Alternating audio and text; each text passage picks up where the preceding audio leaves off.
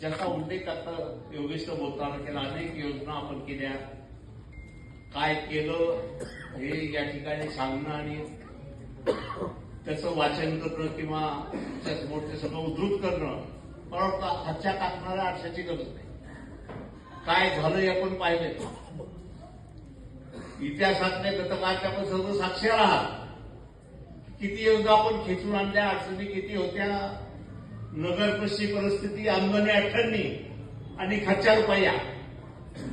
ही संस्था अशी आहे की उत्पन्नाची प्राप्ती नगर पश्चिम किती होते, किती लोक टॅक्स भरतात, किती लोक नळपट्ट्या भरतात, खजिन्यात किती रक्कम येते महिन्याला, खर्च किती होतो नळ योजनेवर, वीज बिलावर किती खर्च होतो, याचा जर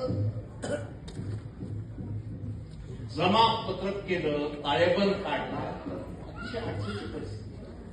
आणि ह्या सर्व अडचणीच्या परिस्थितीमधून या शहराचा आकार यावा. अन्न, वस्त्र, निवारा, पाणी, वीज, सडक, शिक्षण आणि आरोग्य हे महत्वाचे 7 इंडिकेटर्स आहेत जे माणसाच्या उन्नतीकरता कारणीभूत असतात.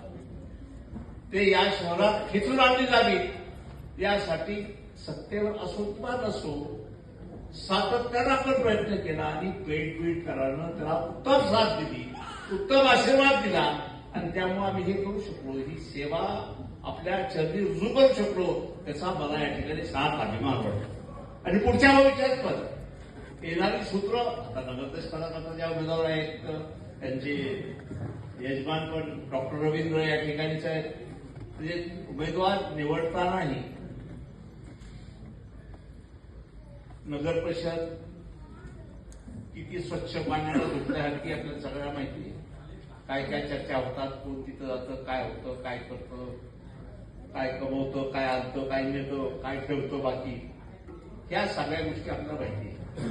त्यामुळे ही संस्था जी सर्वसामान्याच्या प्रत्येक बाबीशी निगडीत आहे. उद्या घरं, ज्याला घरं नाहीत त्यांना घरं देणं, ज्यांचे इनामी लँड आहेत त्यांची इनामी लँड असतील त्यांना घरं देणं, अशा प्रकारचे अनेक निर्णय. आजही बेघरांची संख्या खूप मोठी आहे, आजच्या लाडक्या बहिणीची संख्या मोठी आहे, शहरामध्ये हाताला काम मागण्याची संख्या मोठी आहे.